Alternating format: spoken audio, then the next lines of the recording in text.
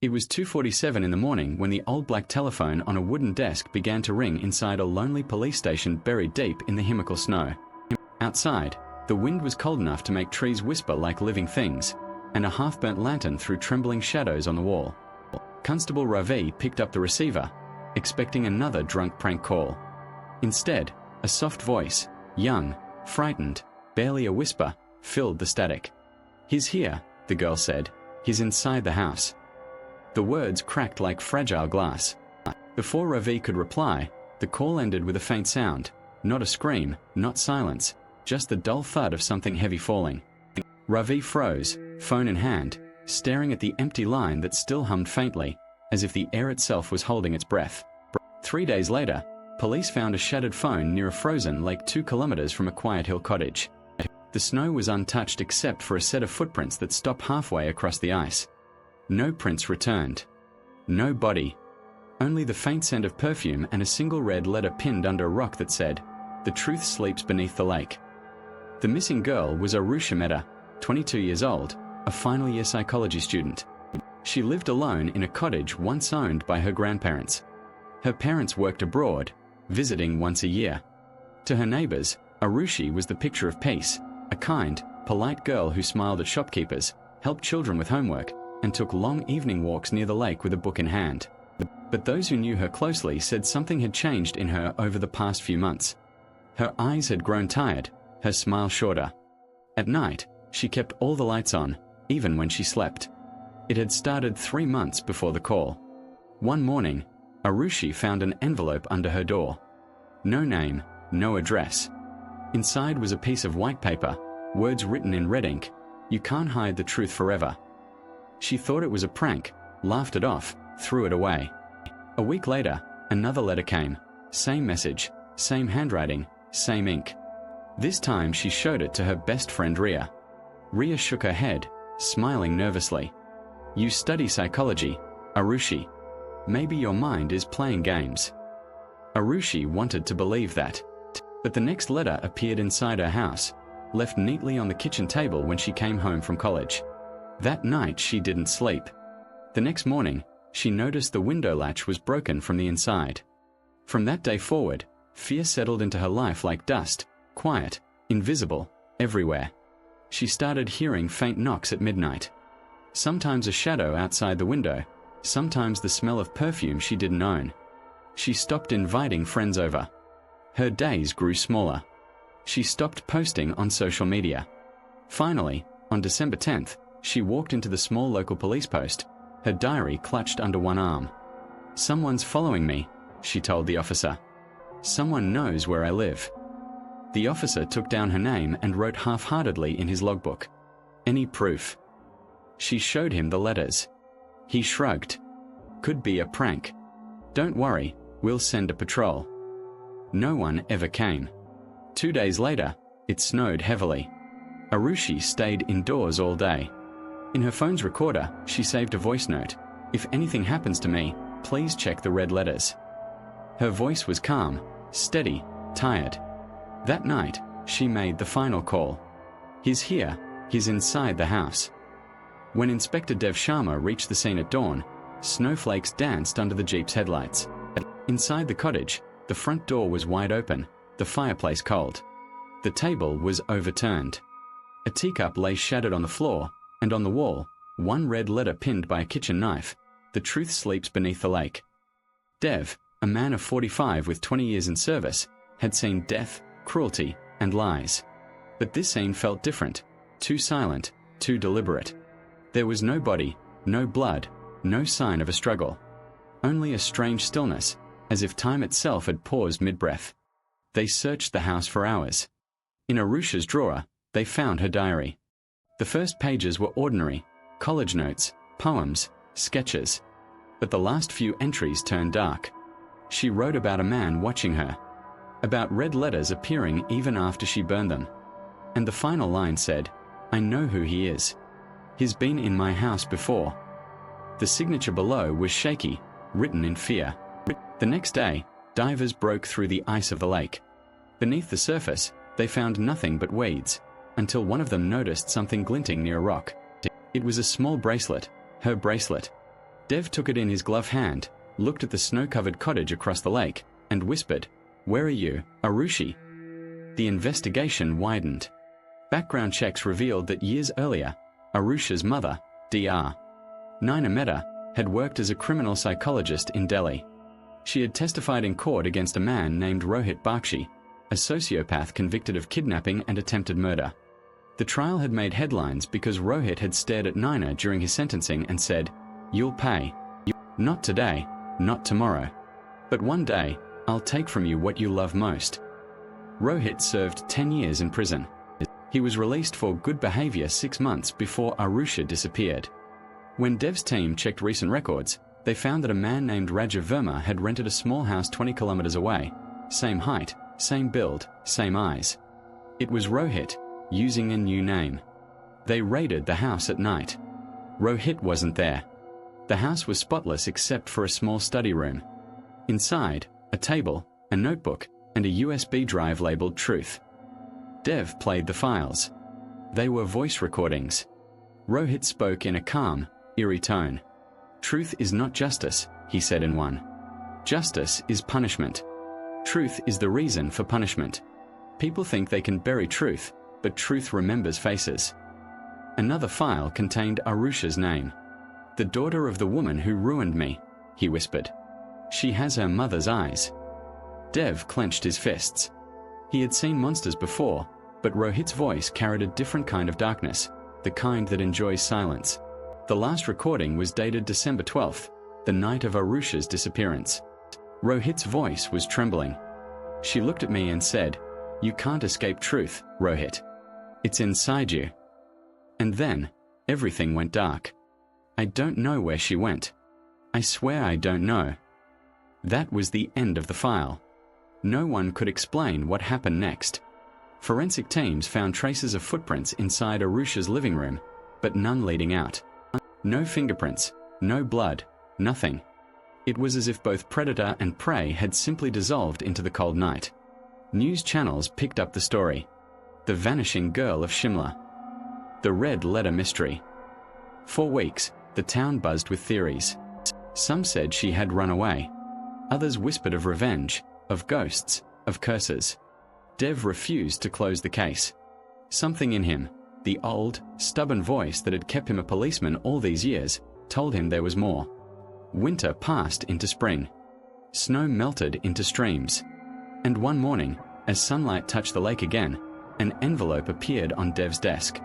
No stamp, no address, only his name typed neatly, Inspector Dev Sharma.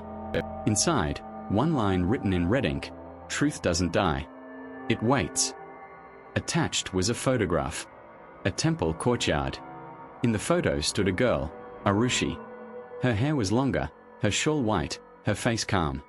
She was looking straight at the camera, almost as if she knew someone would find it.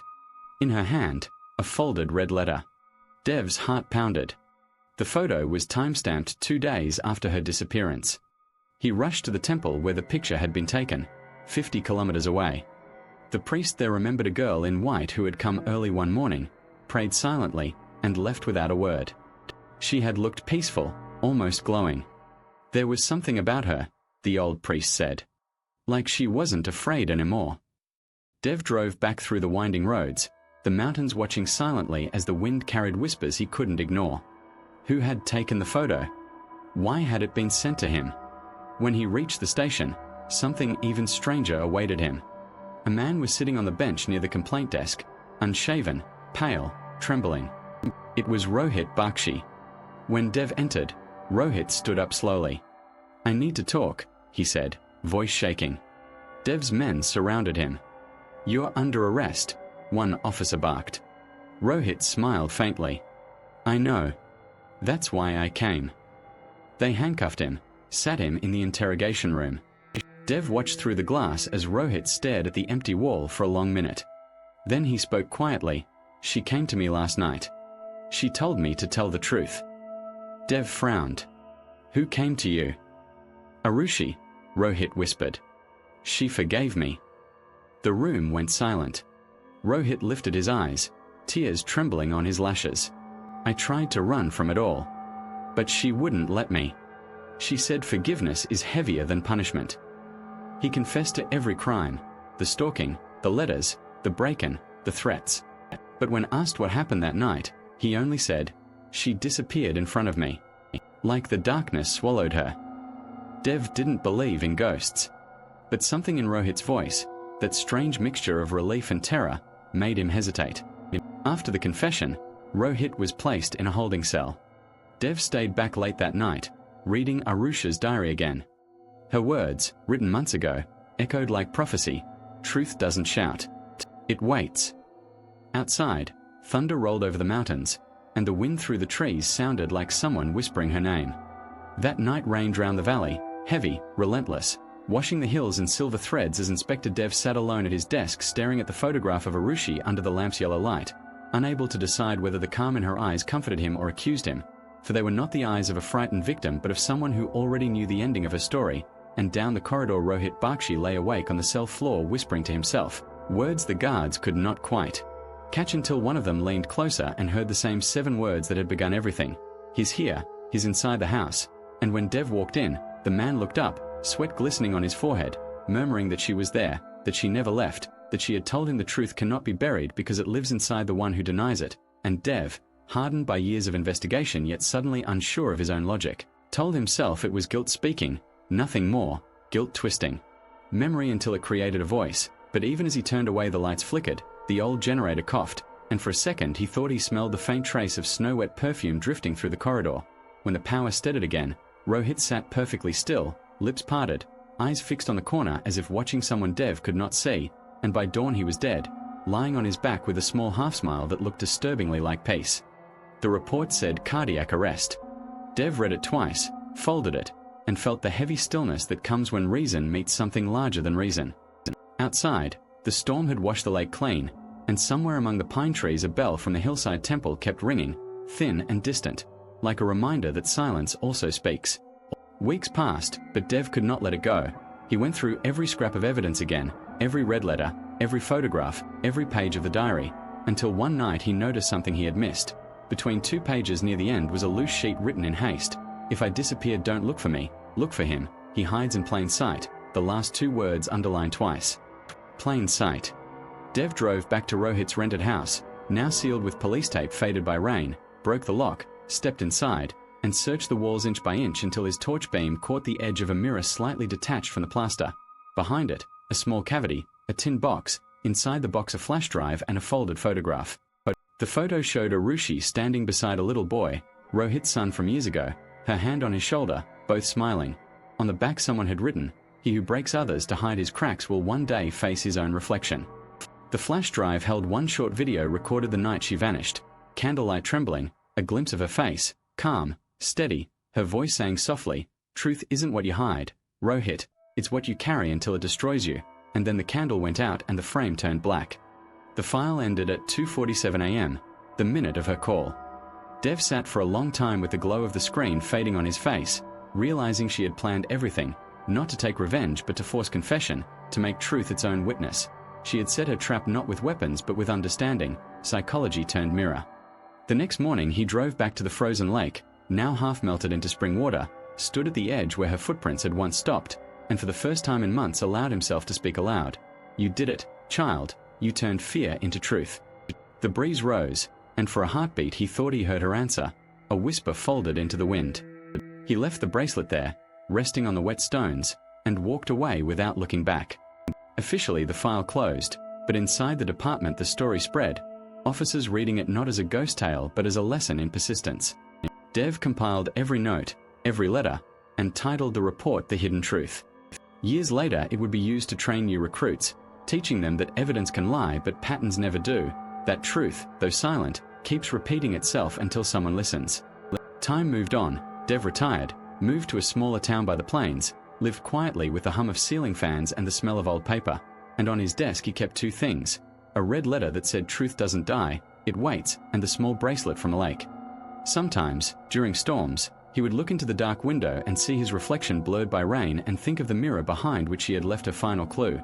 Sometimes, when sleep refused him, he would replay the recording just to hear her voice one more time, calm, unbroken, unafraid. A decade later, During roadwork near the same lake, laborious unearthed a rusted metal box. Inside were water-stained pages and a memory card. The file on it contained only one message, a woman's voice saying, "If you're hearing this, it means truth has found its way. Don't look for me. I am every voice that refuses silence. What you fear isn't darkness but your own reflection." The new inspector who found it called Dev for advice. "Should we make it public, sir?" And Dev, older now, smiled through the receiver. "Let people hear what truth sounds like." The recording went online. Within hours it spread everywhere under one line. People who had never heard her name listened, and something quiet shifted inside them. Strangers wrote to their families confessing old lies, couples forgave, children told parents what they'd hidden, as if one girl's courage had opened a small window in every human conscience. Some stories don't end, they ripple, and Aarushi's story became one such ripple, a soft unending echo moving through thousands of lives, reminding them that the weight of truth is lighter than the weight of hiding. And if someday you stand by a lake and the air feels heavier for no reason, listen carefully. Maybe the wind carries her voice, the same 7 words that began it all. He's here, he's inside the house. No longer a cry of fear but a whisper of warning, a reminder that what we hide today will return tomorrow, because truth may be hidden but it never dies. It waits, patiently, quietly, until someone brave enough tells it again. If this story touched you, if it left a small light inside your chest, like, share, and subscribe to The Hidden Truth, because every time you listen, you give one more forgotten voice a chance to be heard.